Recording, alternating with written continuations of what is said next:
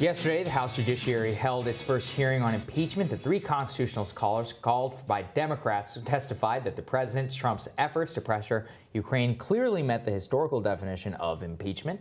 And the Republican experts said, surprised, that President Trump should not be impeached. And while it is on House Judiciary to draft articles of impeachment, there are reports a vote will take place the week of December 20th. Joining us via Skype with his thoughts on the impeachment inquiry thus far is Aaron Maté, host of The Pushback and contributor at The Nation and friend of our show. Great to see you, sir. Thanks for having me. Good to see you, Aaron. I just got an alert from New York Times, various other places, that Pelosi has directed them to go ahead drafting the articles of impeachment. No big surprise there, but what's your reaction to that news? My reaction is that I think this is a major blunder in the same way that I thought Russiagate was a major blunder and would ultimately be self-defeating. The Democrats, unlike Russiagate, the Democrats have something here. In Russiagate, you had this allegation of a conspiracy that was non-existent. Here, you do have Trump attempting to pressure Ukraine to open some investigations. But the core allegation is that Trump leveraged military aid to do that, to achieve the outcome that he wanted. But the problem is, as the impeachment hearings underscored, Democrats, although their theory might be true, they don't have much evidence for it. Their best witness was Gordon Sondland, who is the person who communicated to the Ukrainian side that he thought that the military assistance was conditioned on opening investigations. But he also admitted during the impeachment, during his testimony, that was his presumption, that Trump never told him that, right. that him and Trump never, in fact, discussed the military aid. So I think Democrats are proceeding here on a very thin case, and I think the answer is obvious, that since Trump lost, Democrats have been doing all they can to appear to challenge him while avoiding being a serious opposition party, which would mean actually challenging the establishment that Trump claimed to run against. And I think Trump has actually only strengthened since taking office. But since Democrats are part of that establishment, they benefit from corporate power. Democrats have had a hard time coming up with a way to avoid honest self-reflection and avoid being a real opposition party. And I think that Ukraine Gate is just another extension of that. Yeah, and to that point, Aaron, I mean, we saw that we've talked about this before. The underlying accusation is that he dared touch military aid to Ukraine, these brave Ukrainians fighting against the Russians, as if this is like a fight that the U.S. is so and should so wholly be embedded in. Professor Carlin, one of the Democratic witnesses, basically said that as much to that effect yesterday during the trial, during the hearing. Let's take a listen. The Intelligence Committee heard testimony about how it isn't just our national interest in protecting our own elections. It's not just our national interest in making sure that the Ukraine remains strong and on the front lines so they fight the Russians there and we don't have to fight them here. But it's also our national interest in promoting democracy worldwide. And if we look hypocritical about this, if we look like we're asking other countries to interfere in our election, if we look like we're asking other countries to engage in criminal investigations of our president's political opponents, then we're not doing our job of promoting our national interest in being that shining city on a hill. Shining city on a hill, Aaron. The Harvard law professor is also a foreign policy expert, right? That's the thing. It's like I thought we were supposed to get some expert testimony on the Constitution and why impeachment is justified. Instead, we got this sort of unhinged Cold War chauvinism that I think really captures the essence of what the Democratic Party leadership has become under Trump.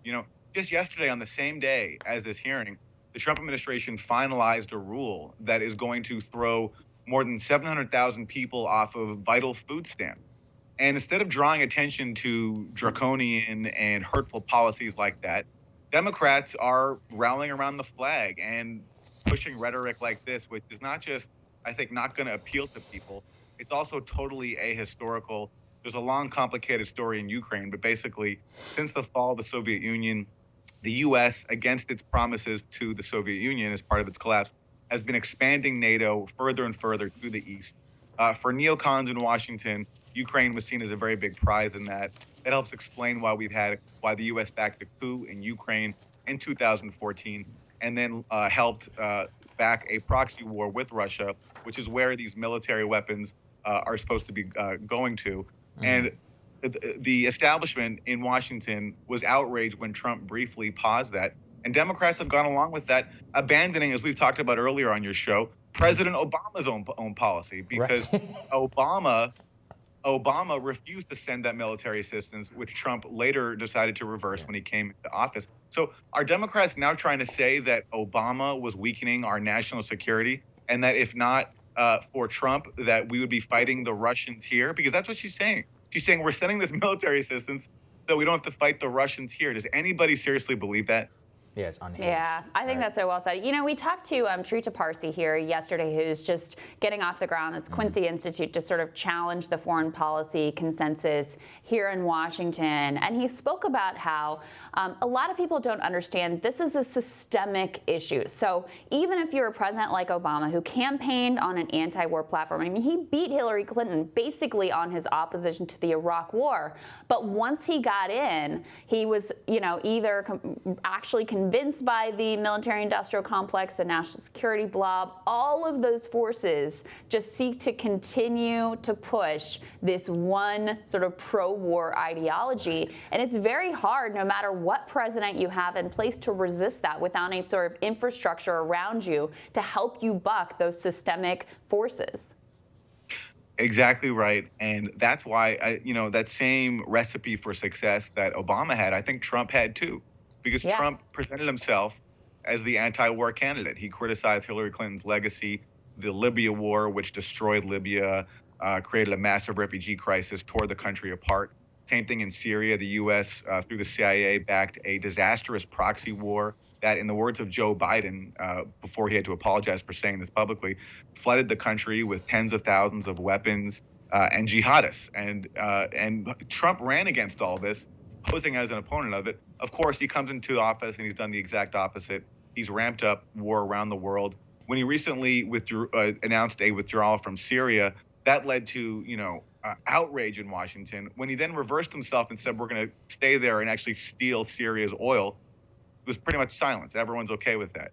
So yes, there is a bipartisan war machine. That helps explain why people in the national security state were against Trump from the start. Not because they care about his misogyny or his racism, but they didn't see him as an effective steward of the global war machine.